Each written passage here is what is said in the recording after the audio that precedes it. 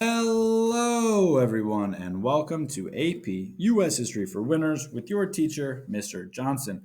Last time we talked about politics and regional interests, along with Andrew Jackson and the Whigs, and how they all debated about federal power. And today we are talking about the market revolution, industrialization, and how those ideas in the economy impact culture. So if you are ready, let's begin. The first thing to understand is what the market revolution is. Now, this is a revolution, but it is not a military revolution. This is a revolution in ideas and how transportation works, farming, and how goods are produced.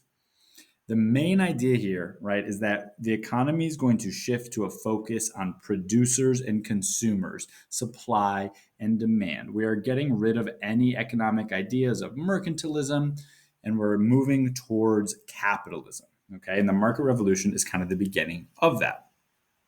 And what we're going to see is an increase in the use of canals, roads, steamboats, and railroads to make transportation a lot quicker, which is going to increase productivity. We are going to see a switch from subsistence farming to cash crop farming. Now, subsistence farming is like when you are only farming food to keep yourself fed. And we're going to see much more farms become bigger farms and grow one plant like tobacco or like increasingly cotton is going to become very important, and that they're going to use those crops to make them a ton of money. Another idea here is that goods are going to be produced outside the home. So we used to have a system where if you needed your shoes fixed, right, you would go to the cobbler and they might fix your shoes in their house and then send them back to you. Or if you needed new clothes, maybe someone in your family sewed you those new clothes out of the materials that they had in their own home. But now, more and more so, items are going to be made in factories and people are going to have jobs that pay them money and they're going to use that money to buy those products, much like what we see today. And one of the major things that's going to be produced is textiles. If you don't know what a textile is like clothing. Okay, and so the first sewing machine is going to be invented in 1846 by Elias Howe, and the textile industry is going to dominate in America. And we'll talk a little bit more about why, but it has to do with the cotton from the South and the factories in the North. And it's important to know that all of these ideas are happening in a time period called antebellum America. If you've never heard of antebellum, what it means, it's prior to the Civil War. So from the time period of about 1800 to about the 1850s is where all this is happening. So what are some of those inventions? We talked about that inventions were a big part of this. We need to know a few of these, and I'll try to highlight you on the most important ones. Now, as far as transportation inventions, I would try to think of at least one of these memorized in your head. So we've talked about how in the last lesson, we talked about this road, the Cumberland Road. So the idea that we're going to try to connect roads or connect states with roads to make it easier to transport goods and people is very important. We're also going to build canals. Now, a canal is kind of like a man-made river that helps people transport goods via water that maybe they couldn't do that before. And they construct the Erie Canal at this time, which is a huge help to to transport goods. And lastly, the steamboat gets invented during this time by a man named Robert Fulton. And the steamboat is very, very important because it helps make ships move a lot faster. And instead of having to use sails and depend on when the wind is coming, you can use coal to create steam. And then you are going to have power all the time. So for agricultural improvements, the first one is the one I would try to remember, okay, the cotton gin. And you're going to see it come up a lot. And it's what's pictured on the right. Now, the cotton gin is invented by a man named Eli Whitney, and it is very important to be aware of. Essentially, what it does is it's a machine that gets the seeds out of cotton. So when cotton grows, it's those little white tufts maybe you've seen in the top of medicine bottles. And when it grows, naturally there are seeds in it. Okay. And those seeds used to have to be taken out by hand. And usually that job, and at this time in America, slaves did that job. Okay. Now, when Eli Whitney invents the cotton gin, it takes these seeds out of the cotton with this machine. You kind of spin it and you can see that teeth in the middle there, and it takes all the seeds out. Now, I want you to think about what is the impact this invention is going to have on the idea of slavery and farming. It's going to make it easier for farms to grow and make money off of cotton.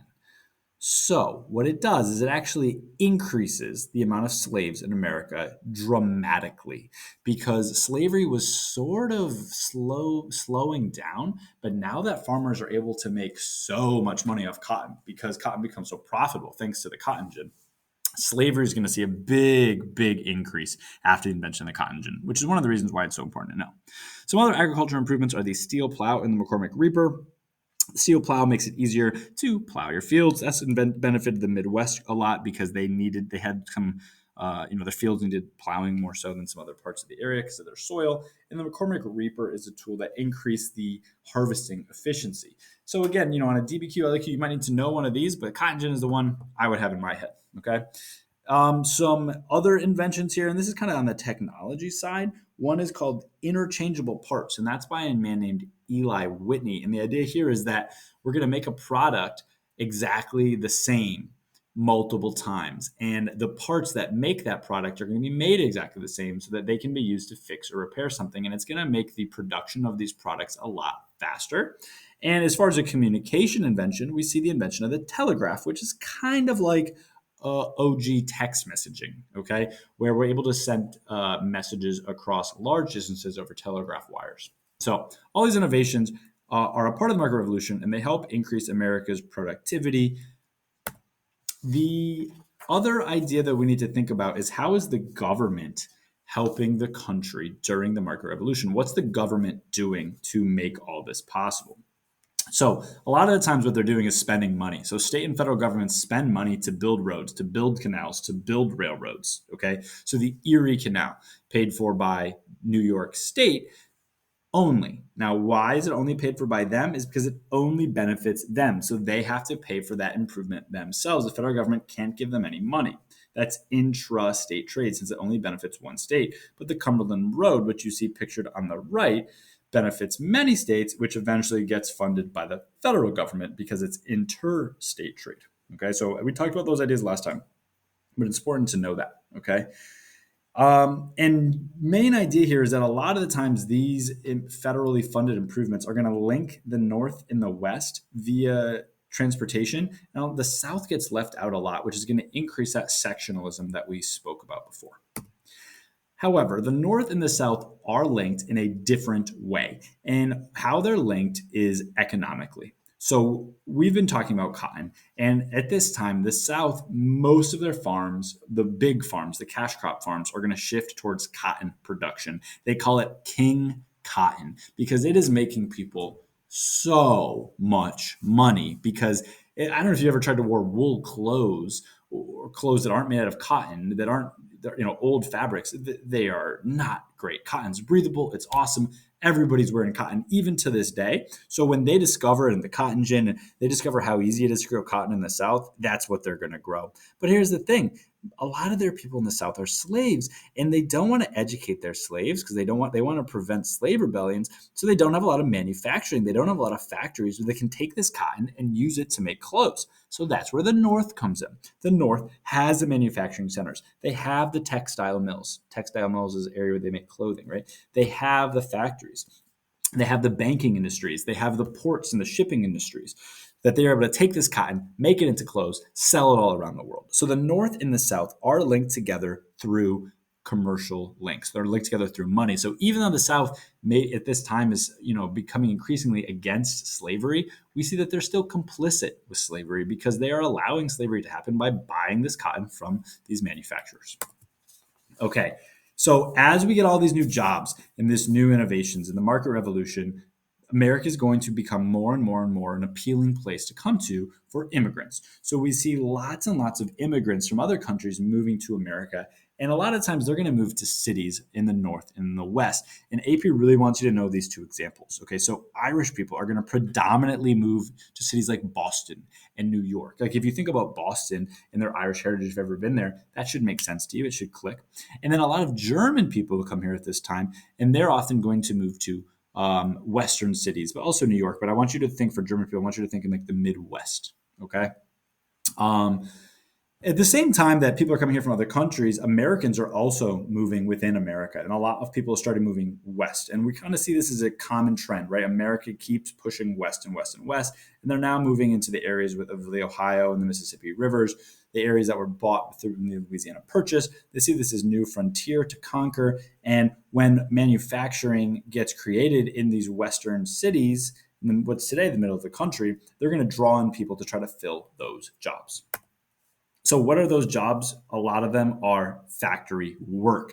And like I said, a lot of the work becomes outside of the home, and people are working in factories as opposed to on their own small farms or their own small trade.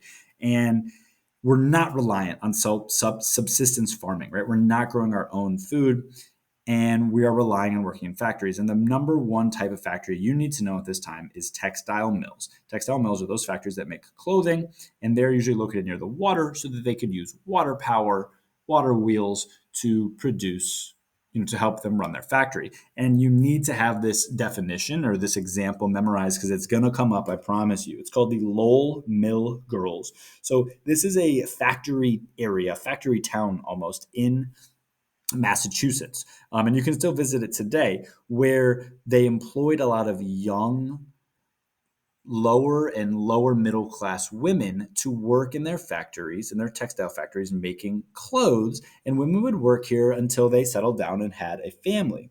And this is a good example of how, again, women and men are starting to work more outside the home. And now, again, these goods are then going to get sold once they make them. They're going to get sold inside of America, but also to Europe. And we talked about how America is trying to become more of a global player, and they're selling these clothes all around the world because we're producing a ton of cotton in the north, making that cotton into a ton of clothes. Now, what's the impact of all of the market revolution and all this manufacturing that we've been talking about? Number one, there's going to be a bigger middle class. So it's not just the super rich and everybody else anymore. We're seeing more people represent that middle class, the people who manage the factories, the people that help run the factories, but maybe they don't own them. We're going to see an overall increase in prosperity and wealth and standard of living for a portion of the population. Obviously, this is not going to impact the very low class. It's not going to benefit the slaves. But for a portion of the population, we do see an increase in standard of living. And finally, we do see an emergence of the business elite. So even though we're seeing more standard of living and we're seeing a bigger growing middle class, the people who own these factories are going to get mega wealthy, and it's going to be an unequal distribution of wealth where we have some with a ton of money and everyone else without as much in comparison. Okay, and we still kind of see this connection today. Last thing we need to talk about is how this all impacts gender and family roles. So a lot of poorer families stop farming because it is hard to compete with the cash crop farms, and they start to work in factories. And in fact, this impacts all parts of a family. Children as young as 6, 8 years old are working in these factories. Now, how does this affect women? Which is an important group that we need to talk about. We'll talk about a lot in this class, okay? Married middle class women are usually not the ones working outside the home. That's usually the lower class women or sometimes younger women, like today, what we would think of, maybe like 18 to 24-year-old women. But a lot of the times the middle class women are not, and upper class women are not working outside the home. So what is their role with all this new money and this new standard of living? And it's called the cult of domesticity. And that's a term we need to know, we need to be aware of. So I kind of relate this a little bit to Republican motherhood. And so again, the idea here is that upper and middle class women are expected to focus on their own families and instill American values in their children. They are expected to live in a separate sphere of society than the one that men do. They join voluntary clubs and organizations. They usually stay out of politics at this time. They focus on domestic issues, things affecting the home. And if women do work, they are working in professions such as nursing and teaching. And so we kind of moved from the moves towards the cult of domesticity here, away from Republican motherhood. But they're very similar ideas. But now we see some lower class women poorer women getting jobs at this time. And we'll continue to see how the role of women changes over the course of this class. Okay, so that is it for our notes on the market revolution, industrialization, and culture. But we got to do our big ideas. We got to be able to summarize all this stuff for ourselves. So, number one, what was the market revolution? What are its causes? What are its effects? Number two, how does the government support the market revolution? And number three, how did gender roles change as a result of the market revolution? Thank you so much for watching, and I will see you next time.